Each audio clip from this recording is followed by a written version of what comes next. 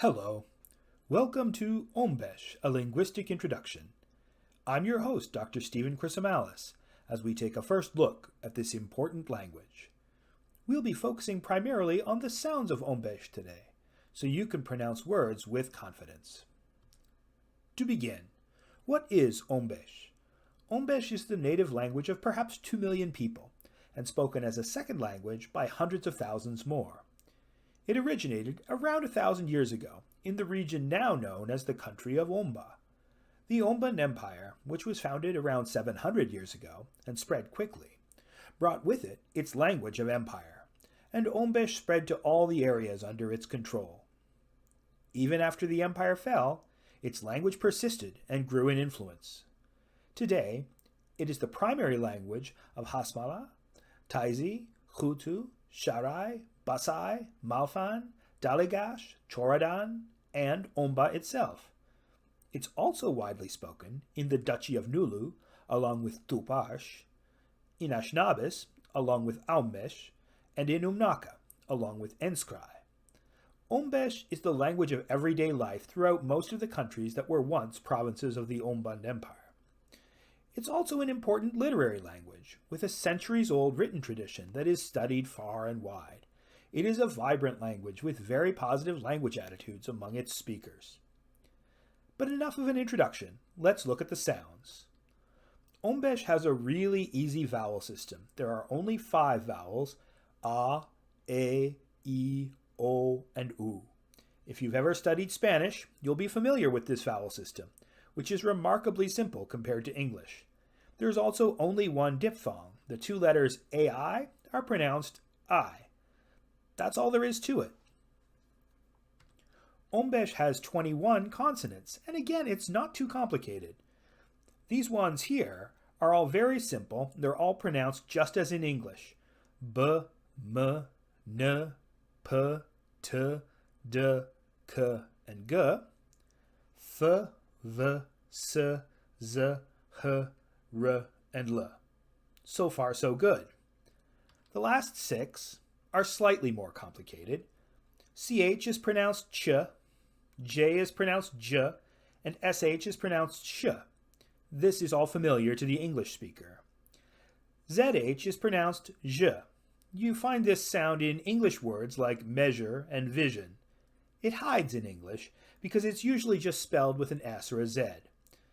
The ZH sound is definitely different from plain old Z, and it can appear at the start, the end, or in the middle of a word. Next we have KH, which is pronounced ch. In Scottish words like loch, or the name of the composer Bach, we often cheat a bit and pronounce it k. But you may have heard them with a raspy final ch sound made in the back of the mouth. Lastly, GH is pronounced r. Basically, it's like a ch, but with your vocal cords involved too. You'll find yourself wanting to default to a G, but just imagine yourself pushing out a G with a breathy motion, and you'll get to ch soon enough. All right, let's put it together and try some words. Read along and see if you can get them right. Let's go. Fusi. Not fussy and not foozy, but fusi. Degoloso.